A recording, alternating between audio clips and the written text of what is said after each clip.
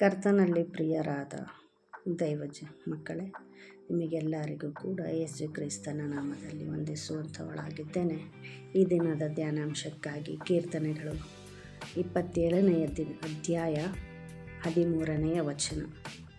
ಇಲ್ಲಿ ಹೀಗೆ ಬರೆಯಲ್ಪಟ್ಟಿದೆ, ಸಜೀವರ ದೇಶ ಎಂಬುದಾಗಿ. ನಾನು ಒಂದು ಪದವನ್ನು ಮಾತ್ರ ಆರಿಸಿಕೊಂಡು ವಾಕ್ಯವನ್ನು ಹೇಳಲಿಕ್ಕೆ ಇಷ್ಟಪಡುತ್ತೇನೆ.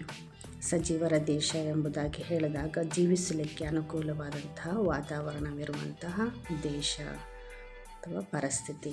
ಯಾವ ಪರಿಸ್ಥಿತಿಯಾಗಿದೆ, ಯಾವ ವಾತಾವರಣವಾಗಿದೆ, ಎಲ್ಲಿ ನಾವು ಜೀವಿಸಬಹುದು ಎಂಬುದಾಗಿ ನೋಡಿದಾಗ ವಿಶ್ವದಲ್ಲಿ ಎಷ್ಟೇ ಗ್ರಹಗಳಿರ್ಬೋದು, ನಕ್ಷತ್ರಗಳಿರ್ಬೋದು, ಹೌದಾ?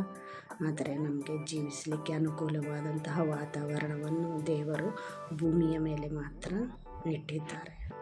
ಭೂಮಿಯಲ್ಲಿ ನಾವು ವಾಸಿಸುವಂತಹ ಪ್ರತಿಯೊಬ್ಬರೂ ಕೂಡ ನಿವಾಸಿಸುವಂತಹ ಪ್ರತಿಯೊಬ್ಬರೂ ಕೂಡ ಈಗ ಉಸಿರು ನಾವು ದೇವರ ಒಂದು ಪ್ರಾಣ ಉಸಿರು ತೆಗೆದುಕೊಂಡು ನಾವು ಉಸಿರಾಡುವುದು ಕೂಡ ಆತನ ಒಂದು ಮಹಾ ಕೃಪೆಯಾಗಿದೆ, ದಯಾಗಿದೆ, ಆತನ ಕರುಣೆಯಾಗಿದೆ.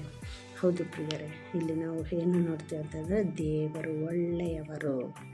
ದೇವರು ಯಾರಾಗಿದ್ದಾರೆ? ಯೆಹೋವನು ಒಳ್ಳೆಯವರು. ಒಳ್ಳೆಯ ದೇವರು ತನ್ನ ಮಕ್ಕಳಿಗೆ ಪ್ರತಿದಿನಾಲೂ ಕೂಡ ಜೀವಿಸಲಿಕ್ಕೆ ಅಂತಂದರೆ ಸಜೀವರ ದೇಶದಲ್ಲಿ ಇರಲಿಕ್ಕೆ ಸಹಾಯವಾಗುವಂತೆ ಆತನ ಆತ್ಮವನ್ನು ನಮ್ಮ ಮೇಲೆ ಸುರಿಸುವಂಥವರಾಗಿದ್ದಾರೆ.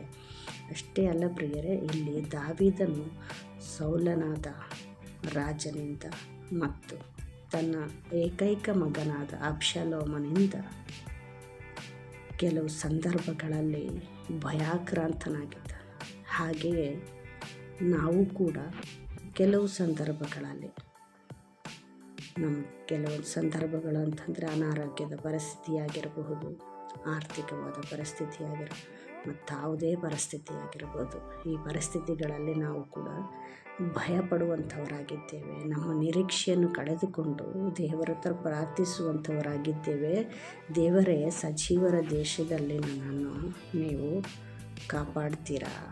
ನಾನು ಇರಲಿಕ್ಕೆ ಆಗತ್ತಾ ಅಂತಂದರೆ, ನಾನಿನ್ನು ಬದುಕಲಿಕ್ಕೆ ಸಾಧ್ಯನಾ ಎಂಬುದಾಗಿ ನಾವು ದೇವರಲ್ಲಿ ಪ್ರಾರ್ಥಿಸಿದಾಗ ದೇವರು ಒಳ್ಳೆಯ ದೇವರಾಗಿದ್ದಾರೆ.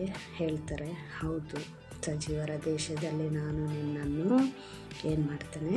ಜೀವಿಸಕ್ಕೆ ನಾನು ನಿನಗೆ ಕೃಪೆಯನ್ನು ತೋರಿಸ್ತೇನೆ. ನನ್ನ ಒಂದು ಮಹಾ ಕೃಪೆಯಿಂದ ನಿನ್ನನ್ನು ಆಧರಿಸುತ್ತೇನೆ ಎಂಬುದಾಗಿ ದೇವರು ತಾನೇ ಆಧರಿಸುವಂಥವರಾಗಿದ್ದಾರೆ. ಆದ್ದರಿಂದ ನಮ್ಮ ಹೃದಯವನ್ನು ನಾವು ಹೇಗಿಟ್ಕೋಬೇಕಂತಂದರೆ, ನಿಬ್ಬರವಾಗಿ ನಮ್ಮ ಹೃದಯದಲ್ಲಿ ಒಂದು ಧೈರ್ಯವನ್ನು ತುಂಬಿಕೊಳ್ಳಬೇಕು. ನಮ್ಮ ಹೃದಯದಲ್ಲಿ ಒಂದು ನಿಬ್ಬರತೆ ಇರಬೇಕು, ಒಂದು ನಿರೀಕ್ಷೆ ಇರಬೇಕು. ಹೌದು, ನನ್ನ ದೇವರು ಒಳ್ಳೆಯವರು, ಅವರು ನನ್ನನ್ನು ಕೈ ಬಿಡುವಂತಹ ದೇವರಲ್ಲವೇ ಅಲ್ಲ. ನನ್ನ ದೇವರು ಬಲವಂತರು, ಶಕ್ತಿಶಾಲಿಯರು.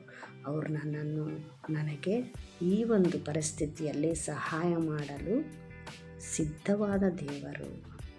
ಹೌದು ಪ್ರಿಯರೇ, ಇಷ್ಟೊಂದು ಒಳ್ಳೆಯ ದೇವರನ್ನು ಹೊಂದಿರುವಂಥ ನಾವುಗಳು ನಮ್ಮ ನಿರೀಕ್ಷೆಯನ್ನು ಎಂದಿಗೂ ಬಿಟ್ಟುಕೊಡಬಾರದು. ನಮ್ಮ ಒಂದು ಹೃದಯದಲ್ಲಿರುವಂತಹ ಧೈರ್ಯವನ್ನು ನಾವು ಅಧೈರ್ಯಪಡಿಸಿಕೊಳ್ಳಬಾರದು. ಹೌದಲ್ವಾ? ಓಕೆ ಪ್ರಿಯರೇ, ಈ ಒಂದು ಮಾತುಗಳು ನಿಮಗೆಲ್ಲರಿಗೂ ನಮಗೂ ಆಶೀರ್ವಾದಕರವಾಗಿರಬೇಕೆಂದು ಪದಾಗಿ ದೇವರಲ್ಲಿ ಪ್ರಾರ್ಥಿಸುತ್ತೇನೆ. ಆಮೇಲೆ